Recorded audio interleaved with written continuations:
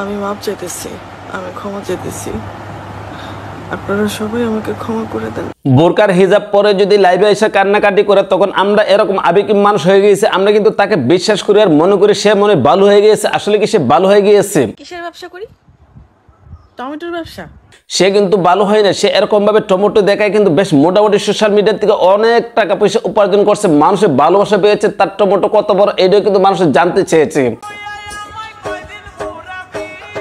তার টমেটো ক্ষেতগুলো দেখার জন্য কিন্তু মানুষের বেশ মোটামুটি অনেক পাগল ছিল। তার টমেটো ক্ষেতগুলো ছিল অনেক বড় আর টমেটো কিন্তু বেশ মোটামুটি অনেক সাইজের ছিল। মানে টমেটো আর কি, আপনারা কিন্তু আবার অন্য কোনো কিছু মনে করেন না।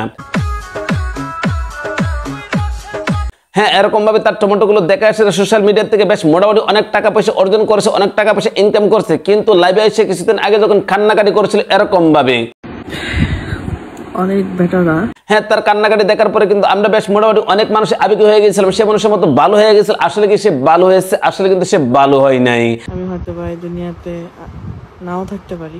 আসলে সে লাইভে এসে কান্নাকাটি করছিল, তার পেজের অবস্থাটা একটু ডাউন হয়ে গিয়েছিল। এই কারণে কিন্তু লাইভে এসে কান্নাকাটি করে তার পেজের অবস্থাটা ভালো করে ফেলেছে আর টিকটকের মধ্যে গিয়ে এসে আবার নতুন করে শুরু করে দিয়েছে। আবার টমেটো বাগান দেখায় ভাইরাল করবো বাংলাদেশে। যখন নতুন করে শুরু করে দিয়েছে তখন আমার সামনে তার ভিডিওটা আসে। ভিডিওটা যখন আসলো তখন আমি মনে মনে চিন্তা করতে লাগলাম যে তাকে নিয়ে এসে একটু কথা বলার দরকার। যদি আপনার ভিডিওটা শুরু থেকে শেষ পর্যন্ত দেখেন অবশ্যই কিন্তু আপনারা বুঝতে পারবেন। তাহলে চলেন ইন্ট্রো দিয়ে ভিডিও শুরু করি। তুই যেদিন থেকে রেগুলার পাঞ্জাবি পরস ওই দিনই বুঝছি তোর একটা টার্গেট আছে। এতদিনে বুঝছি ভিতরে কুসকুস করতেছে। কেন রবেন তোমার ভিতরে এরকম ভাবে কুসকুস করতেছে? তার কারণটা কি? তোমার ভিতরে কি কোনো কিছু হয়েছে নাকি? তোমার ভিতরে মনে সম্মত কোনো কিছু হয়েছে এই কারণে তোমার ভিতরে কুসকুস করতেছে। আচ্ছা, তোমার ভিতরে কুসকুস করার কারণটা কি? তোমার ভিতরে কি মনের মধ্যে কেউ একটা জায়গা করে নিয়েছে নাকি? ভালো হয়ে গেছে যে। ও আচ্ছা, তাই নাকি? তুমি ভালো হয়ে গিয়েছো এই কারণে তো একটা জিনিস মনে চিন্তা করতে থাকি যে কি সে কোথায় হারিয়ে গিয়েছে। সে যদি এরকম ভাবে ভালো হয়ে যায় তাহলে সে আবার লাইভে আসে কি করে? আর তুমি এরকম ভাবে নতুন করে টিকটক করতেছো, তুমি আবার বলতেছো ভালো হয়ে গেছো। আসলে একটা মানুষ যখন ভালো হয়ে যায় তখন কিন্তু সে পর্দার আড়ালে হয়ে যায়। কিন্তু তুমি ভালো হয়েছো ঠিক আছে, কিন্তু তুমি টিকটক করা ছাড়তে পারো নাই। আমি গাড়ির পিছনে উড়া বেড়াতেছি পাখির মতো। আর যখন তুমি টিকটক করা ছাড়তে পারো না তখন তুমি আইসা আবার নতুন করে এরকম ভাবে ভিডিও দিতে থাকো। তাহলে তুমি আবার কিভাবে বললা যে তুমি টিকটক থেকে অথবা সোশ্যাল মিডিয়া থেকে একদম ভালো হয়ে গিয়েছো? একটা সত্যি কথা বলা যাবেন, আমাকে দেখলে আপনার কোন জায়গায় চুলকায়? তোমাকে দেখার পরে মানুষের সারা অঙ্গের মাঝে কোনো জায়গার মধ্যে চুলকানি ওঠক বা না ওঠক, কিন্তু এমন একটা জায়গার মধ্যে চুলকানি ওঠে যে জায়গাটা মানুষের সামনে দেখাইতে পারে না। আরে ভাই, আপনি ধমক দিতেছেন কেন? সে যেরকম ভাবে বলতেছে তাকে দেখার পরে মানুষের কোন জায়গাটা মধ্যে চুলকানি ওঠে? মানুষের এরকম একটা জায়গার মধ্যে চুলকানি ওঠে যে জায়গাটা দেখাতে পারবো না। যদি দেখানো যাইতো তাহলে কিন্তু আমি দেখাই দিতাম আর কি কোন জায়গার মধ্যে চুলকানি ওঠে। কথা বলা যাইতে হবে কোন জায়গায় চুলকায়। আরে বললাম তো রে ভাই, এরকম একটা জায়গার মধ্যে চুলকানি ওঠে যে জায়গাটা দেখানোর মতন না। যদি জায়গাটা সোশ্যাল মিডিয়ার মধ্যে সারা অন্য কোনো জায়গার মধ্যে হইতো তাহলে কিন্তু জায়গাটা দেখিয়ে দিতাম কোন জায়গাটা চুলকানি ওঠে। জায়গাটা দেখাইতাম না, কিন্তু আপনারা কিন্তু কেউ কোনো কিছু মাইন্ড করেন না, কারণ সে কিন্তু এরকম ভাবে দেখায় আর দেখানোর কারণে কিন্তু কেমন লাগে।